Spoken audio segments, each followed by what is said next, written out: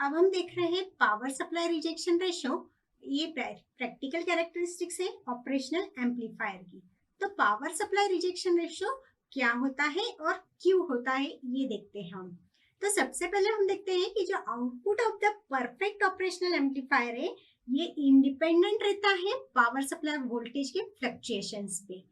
पर अगर every real operational amplifier हम देखें तो इसके पास एक finite power supply rejection ratio भी रहता है और वो रिफ्लेक्ट करता है कि वो कितने अच्छे से ओपैम्प को ऑपरेशनल एम्पलीफायर ये नॉइज को रिजेक्ट करता है power supply from the propagating to the output. इसको नॉइज को पावर सप्लाई को आउटपुट तक पहुंचाने में नॉइज को कितने अच्छे से रिजेक्ट करता है power supply rejection ratio of the operational amplifier, ये हम प्रैक्टिकली देख सकते हैं। तो पावर सप्लाई रिजेक्शन यूजुअली एकदम वर्स कंडीशन में रहता है। पावर सप्लाई रिजेक्शन रेशियो क्या होता है देखते हैं। पावर सप्लाई रिजेक्शन रेशियो ये measure of the ability of the operational amplifier to ignore changes in the power supply voltage. जो पावर सप्लाई वोल्टेज के में चेंजेस आते हैं during the operation of the devices, during the applications, power supply voltage में जो भी changes आते हैं उसको इग्नोर करने का काम पावर सप्लाई रिजेक्शन रेशियो यहाँ पे करता है। उसको मेजर करने का काम यहाँ पे पावर सप्लाई रिजेक्शन रेशियो करता है। अगर output stage of the system draws a variable amount of current, यहाँ पे आउटपुट स्टेज जो है वो सिस्टम की वो वेरिएबल अमाउंट ऑफ करंट जो है उसको ड्रॉ करता है और सप्लाई वोल्टेज भी उसको वेरी होता है। जैसे ही करंट अगर वेरी होता है तो सप्लाई वोल्टेज भी हमारा वेरी हो रहा है।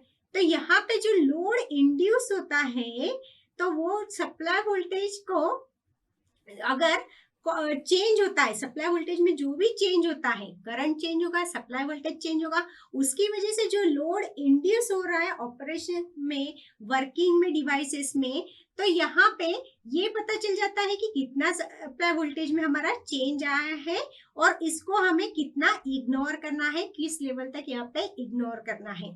तो ये जो चेंजेस आ रहे हैं सप्लाई वोल्टेज में, तो इसको हम क्रॉस टॉक भी बोल सकते हैं, नॉइज बोल सकते हैं, या तो it can be lead to instability, इसको हम सर्किट की इंस्टेबिलिटी भी बोल सकते हैं।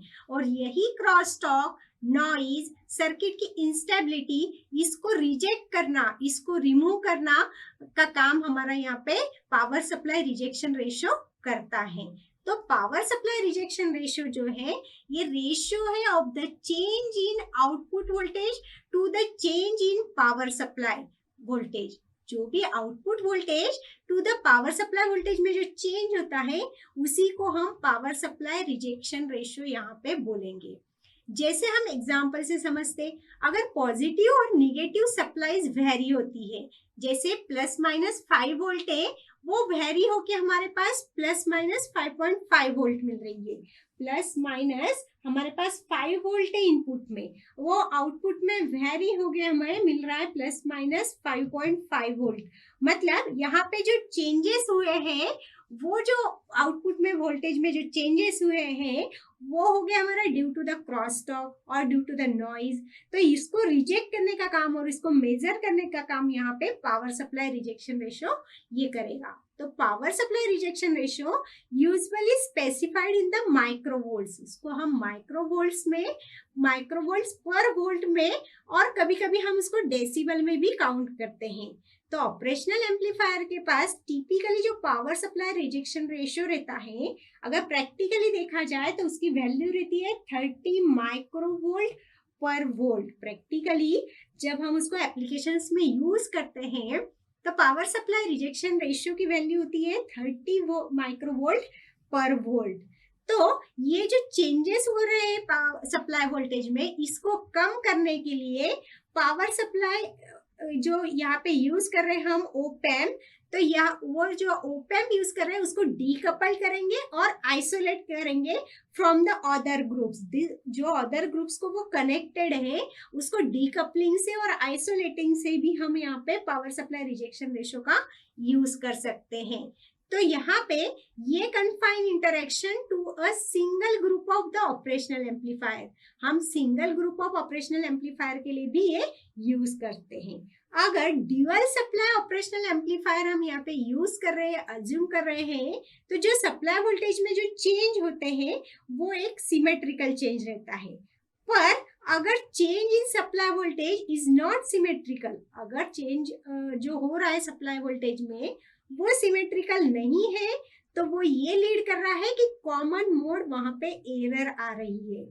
जो भी सप्लाई वोल्टेज के अगर हम देख रहे हैं कि चेंजेस हो रहे हैं और वो सिमेट्रिकल है, तो वो जो लीगली सप्लाई वोल्टेज में चेंज हो रहे हैं वो है, हम उसको मेजर कर सकते हैं पावर सप्लाई रिजेक्शन रेशियो से। पर अगर वो सिमेट्रिकल चेंजेस नहीं है तो इसको हम बोलेंगे कि वो कॉमन मोड एरर है। तो यहाँ पे जो पावर सप्लाई रिजेक्शन रेशियो है इसको हम डेसिबल में भी यहाँ पे मेजर कर सकते हैं। पावर सप्लाई रिजेक्शन रेशियो जो है वो डेसिबल में भी मेजर कर सकते हैं, और उसके लिए फॉर्मूला है हमारे पास -20 log of change of input offset voltage to the change of supply voltage. तो ये हो जाएगा हमारा पावर सप्लाई रिजेक्शन रेशियो। अगर हमें डेसिबल में उसको मेजर करना है तो हमें इस फॉर्मूले से हम मेजर करेंगे -20 log into change in input offset voltage to the change in supply voltage।